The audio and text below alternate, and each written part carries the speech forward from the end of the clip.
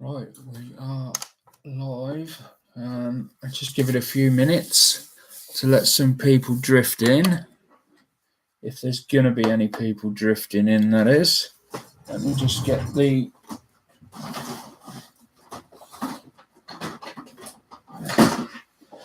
cutters out so they're ready.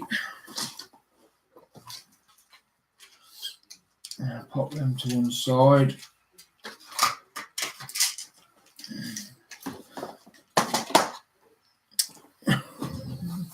So today, when we last left it, I was going to carry on and do some set up the lights in the bottom of the ship, but I thought I hadn't really explained much about tinning, and it is rather an important area. Now, it's not going to take long to go through, which is good because I'm looking after the dog again, and trying to get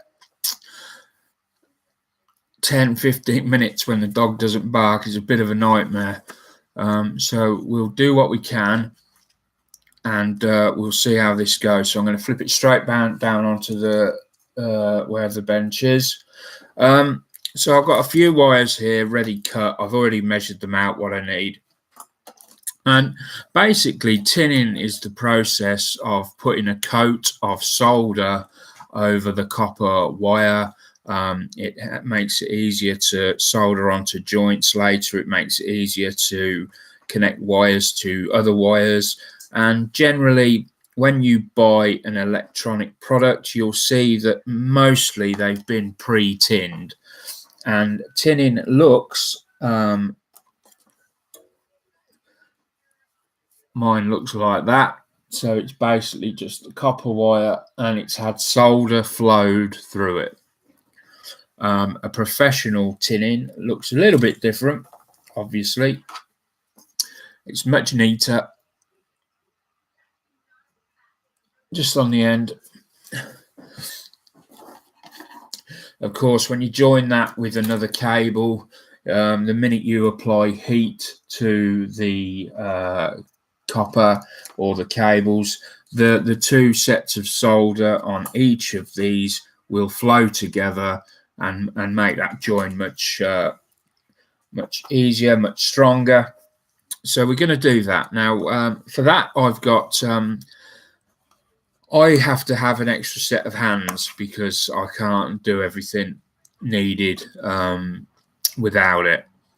So you might want to get yourself some sort of arm set up with the crocodile clips. You can buy little vices that have got crocodile clips on, and they're just really, really handy. And you'll see for why in a minute. We covered that the last time. We just basically, not that one. We covered the joining of two wires. We used two different methods. The one I just twinned together and put a heat shrink wrap over it. The second one I used one of these, but it's not a brilliant fit. Don't really recommend these unless you get the proper size. But I've tinned that one. Now so I'll pop that to one side. Let's grab one of the other ones to get going with. So this one needs tinning. Now I'm not going to, actually I'll give it a go. This side is just a thick copper core on there. There's just it's not a multi-strand. Let me just straighten it out. I've never really, apologies for that.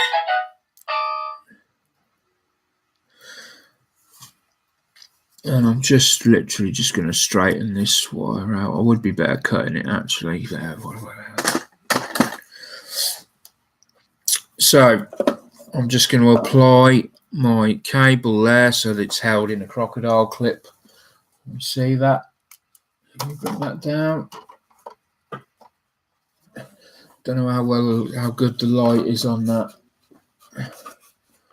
Let's bring that over there so we've got some white background for it to stand out against.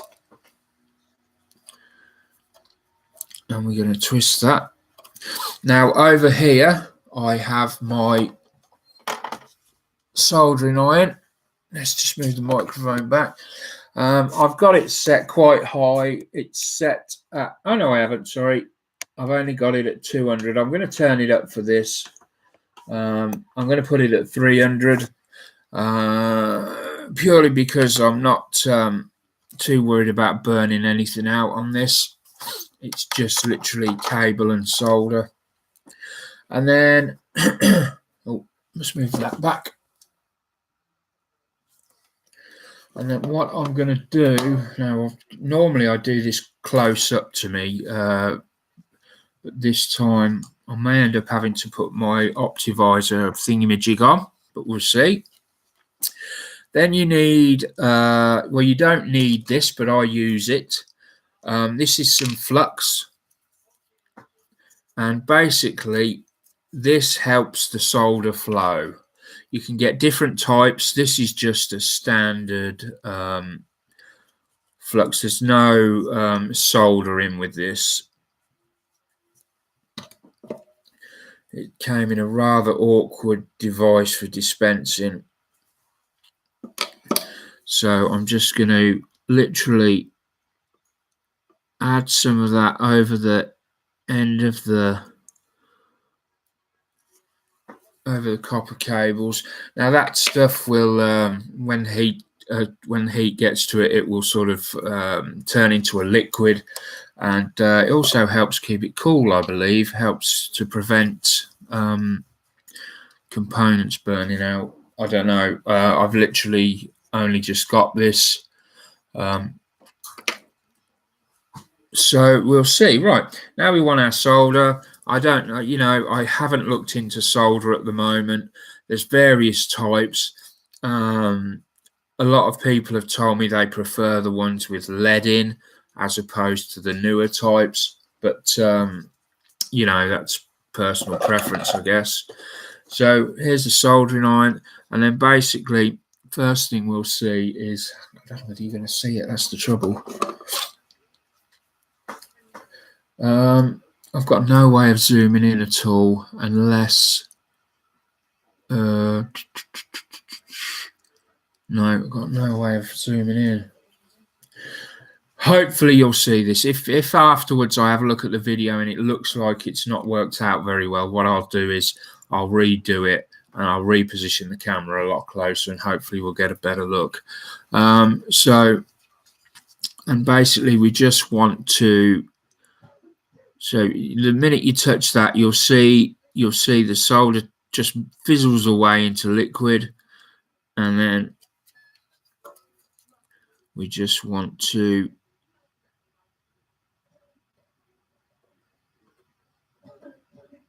and there we go, just unwipe that, wipe your solder over the end of the cable, and that is done. That's one done. I'll try doing this. There's a big difference because obviously I've said this earlier on. I got the wrong type of, I wanted multi-core for both of them. So the difference is multi-core is made up of hundreds of little strands that twist together as one. This is a single core red cable here. It doesn't twist together. It's just one core. And the problem is they're not as what's the word I'm looking for? They're not as universal, reliable in terms of, you know, with the multi-strands you can twist them together and they're quite tight, whereas these, I'm not too keen on them. They can snap, and but we'll see how it goes. I've never tinned one of these single cores, to be honest. We'll put some of that on, and I don't know if this will work very well or not. We've already got a bit of solder on there, so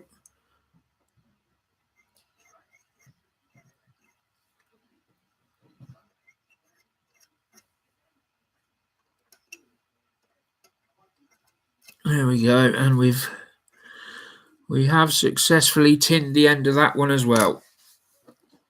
And then, as always, when you're finished, just come away on your mat that you've got your wet sponge to clean off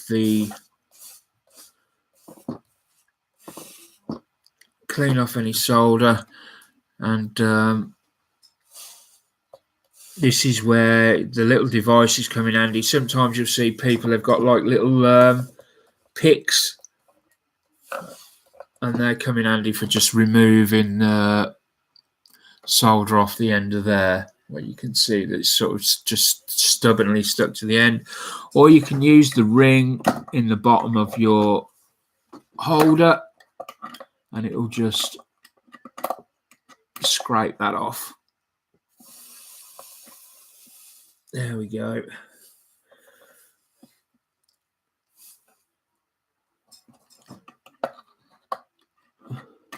It's the same process as when you tin. Normally when you get a new tip, you have to tin the new tip, and it's exactly the same really. With the new tip, you just put solder over the end of it and just sort of wave it about and let it flood over the surface, so you get a silver tip. And there we go. So that's our first one done. That's our first and second one done. So really all I'm doing now is breaking these incredibly, I mean, these were just literally just to temporarily wire things together and see how things went before I go for a more permanent approach. So we can just cut these off. Some people, what they like to do when they first get their components, they like to tin everything up to begin with. You can't really do that with wires because obviously your length of wire changes all the time. So we've got a really long piece here. We don't need that. Much too long, that copper strand there. We're going to cut that way back. Be careful with the copper strands. They can stick in your finger, especially the fine ones.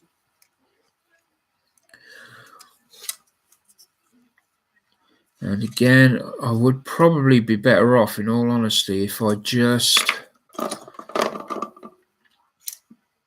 poured some of this flux out into a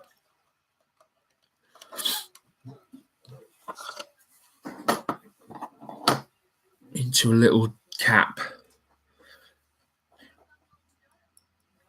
What am I doing? I'm getting the tweezers out. It's not the tweezers I need. And then the same again.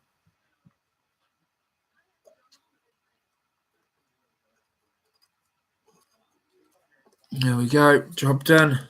And it's as simple as that. Tinning is one of the easier subjects that I'm going to be able to show you. There are many aspects of which I'm not as good or versed in, but I'm okay at tinning.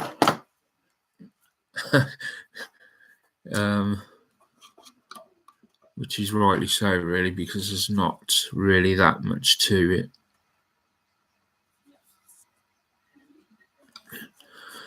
Yeah, we need. See, it's giving me this tiny little tube, and I can just barely get my small finger, but it won't go down all the way. You think they would send you with like a syringe on the end, but they have not done that. I could probably do without it, actually. It's not something that's essential at this stage. What did I do with that? Oh, there it is. And again, here we go. Excellent. There we go. We've got a perfect one there. Absolutely spot on, that one. Literally touch the tip to the end of the cable.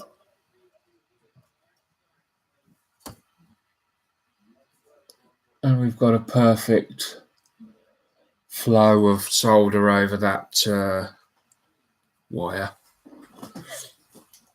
And these will all go to be used on the ship. These are all going to be used on the ship.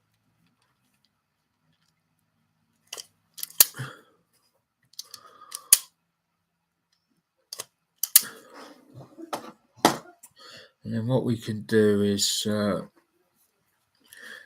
we may have time just to cover. I'm going to not use the flux on this one and see whether it flows just as well for me.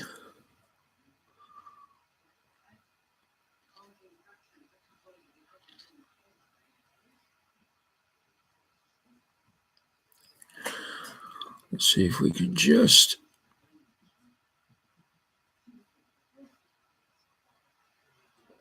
There we go. That's both of them done.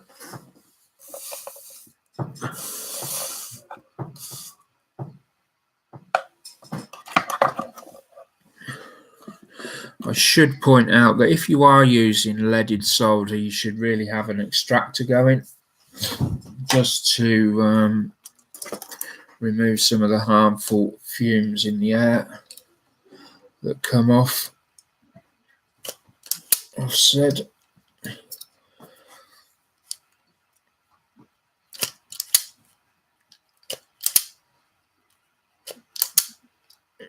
Come on, there we go.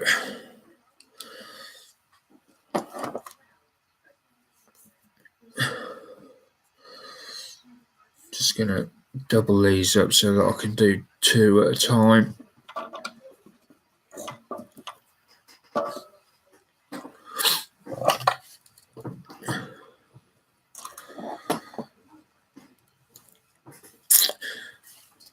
And again, we do the same again. What I don't want to do is get into.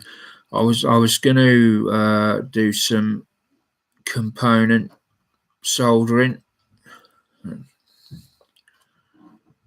but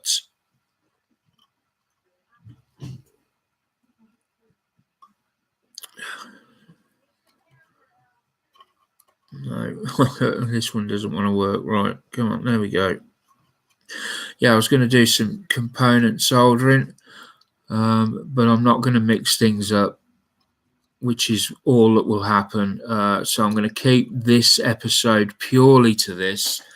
I want to try and keep things nice and slow so that everyone can keep up. I don't want to rush off and overcomplicate things. That's not what this is about. Again, please bear in mind, I am not an electronics expert. I've done basic electronics at college a long time ago, when I was sort of 17, and it was basic. Honestly, I had to go and ask a lot of people for refreshers in a lot of areas before I even started doing this, because I had forgotten a lot of it, and I still have. Basically, all I'm doing is going and refreshing myself on a lot of these items, and then coming onto YouTube and sharing them with other members of that.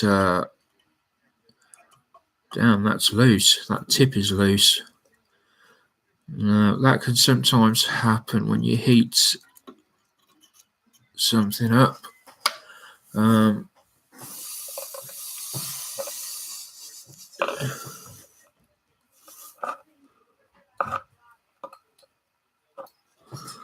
Yeah, so we've got a nasty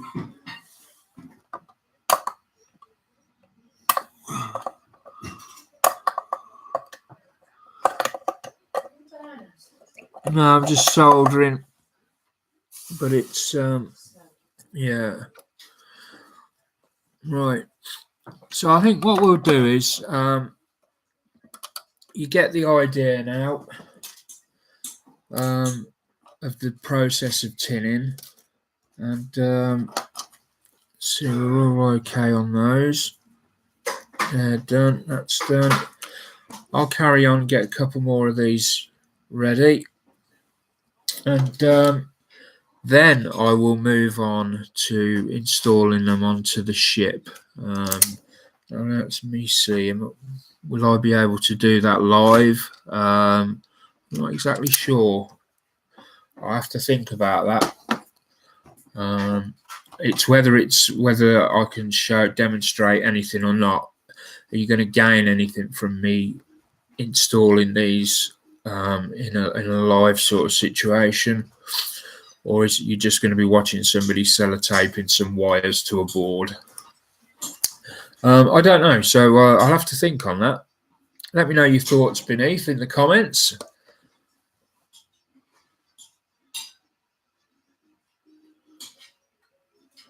And we will go from there.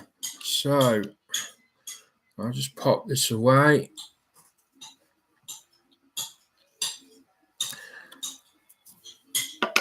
And then maybe next time we'll look at some soldering of some components.